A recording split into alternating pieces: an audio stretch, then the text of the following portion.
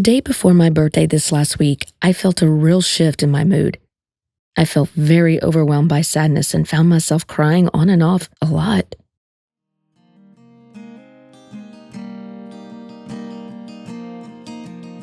Hello, friends, and welcome back to The Free Advantage, brought to you by The Risky Path. I want to invite you to join me each week as we explore self-discovery, authenticity, and the journey to uncovering a life of freedom. This podcast is about sharing and exploring impactful experiences that we all share in a relatable and digestible way. With so much information out there, it can be overwhelming to take it all in. And here, I want to give you small bites that you can take back into your week and integrate into your daily life.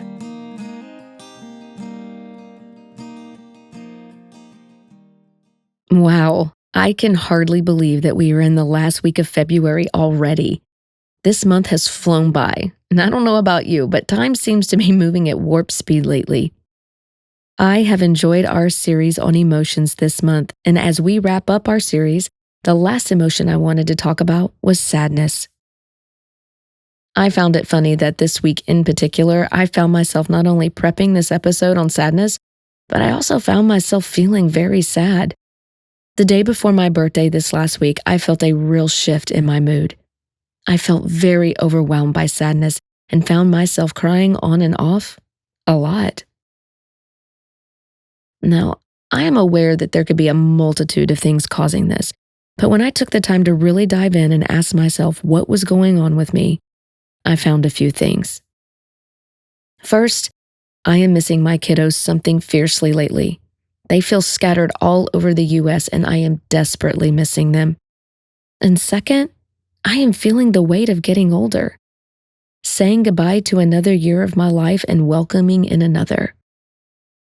And third, I have been experiencing a huge amount of change and growth recently. And this is what I want to talk about. When we go through changes, times of growth, and/or life transformations, no one really talks about how sad we can actually feel. Change and growth bring great and wonderful things, yes. But feeling sad about the loss of the life you had, whether it was good or bad, it's a real thing. If I'm being honest, sadness has been a silent, subtle presence in my life for a little while now. My husband and I have been walking through a huge life transformation and what feels like insurmountable changes as of late. And sadness has become kind of like an umbrella that I deny I'm standing under. But honestly, I don't want to deny it. It only makes me feel worse. As I was thinking about what I was going to say today, the one emotion I thought was going to be easy for me, I should have known was going to be the one I struggled with the most. I really should have known better. You can't pretend you're not sad forever. It's easy for me to push the feelings of sadness away by busying myself, but I can always feel it bubbling up. But that's just how sadness is, right? Lingering in the quiet spaces, unnoticed but ever present. It's not depression. It's not overwhelming grief. It's just there. A subtle, constant hum beneath the surface of life. But you know what I've learned? Sadness isn't here to punish us. It's not a sentence that we're meant to serve. It's a signal, a reminder that something within us needs attention. The problem isn't sadness itself. It's how we've been taught to fear it. We run from sadness because we think it makes us weak, or we feel stupid for crying, or it's just not a good time. It's inconvenient. But what if sadness is actually a sign of our depth, our empathy, and our capacity for understanding? What if sitting with sadness, really allowing ourselves to feel it, could unlock a deeper connection with ourselves and those around us? Because it can. It's true. This past week, I experienced 3 things. 1, feeling sadness bubble up only for me to push it down. This made me feel momentarily strong, but verklempt. I had a weird knot in my throat that felt like it just wouldn't go away. And 2, feeling sad and crying all alone and making sure no one knew. This made me feel alone, embarrassed and like a liar. Crying in the bathroom, waiting for my face not to be red, and walking out with a smile on made me feel more sad than I did before. And 3, feeling sad, telling my husband I felt sad, and letting him comfort me. This strangely made me feel the best. I still didn't like that I was sad. I didn't like that I was crying, but I felt supported. I wasn't alone. And letting someone else share in my sadness made me feel more connected, less sad, and relieved. It's not always fun to feel our feelings. Our emotions do not know or understand. They only feel and signal. That's their job. They are not rational. They do not concede, nor do they relent. They are ever present, ever working, and perseverant. Our job is to seek to understand, to feel them, share them, and move through them. I want us to take a moment, whether that's right now as you are listening or later on if you can't right now. I want you to take a moment. Close your eyes. Take a deep breath in and out. Are there places where sadness is rearing its head? Are there moments when you start to feel sadness and you push it down? What if right now in this moment, instead of pushing it away, you acknowledge it without trying to fix it, without trying to stop it? Just feel it without judgment. You are not alone. I am here feeling with you.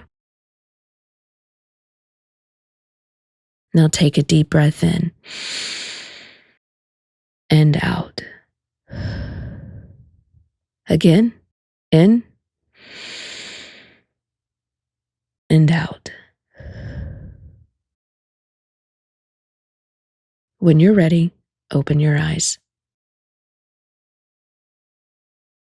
I want you to ask yourself, where is the sadness coming from? Know that more than one thing can be contributing. Our emotions are multifaceted.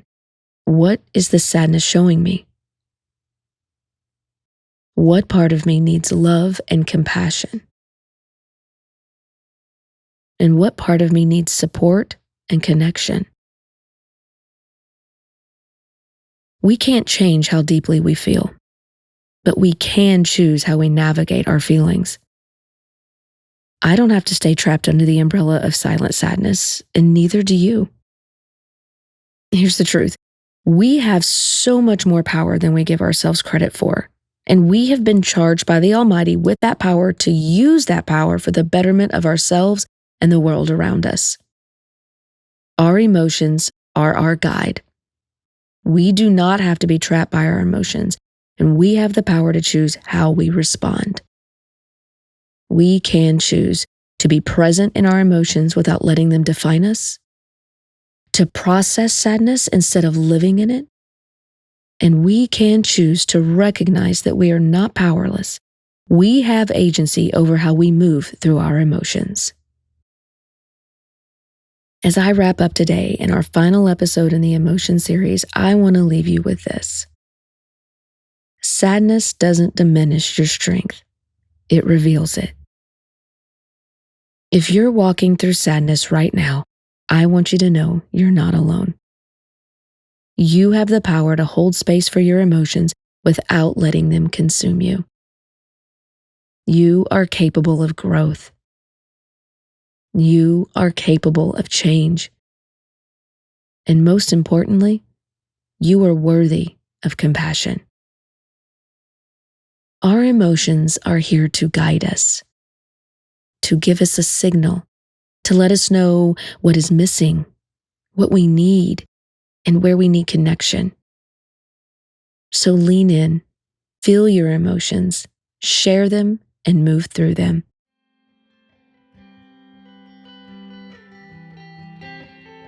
Thank you so much for spending this time with me today on The Free Advantage. For more resources, please visit my website, theriskypath.com. And if this episode resonated with you, please share it with someone who might need to hear it. Like, subscribe, and leave us a review. Your voice matters and helps us to grow and get our message out to more people just like you.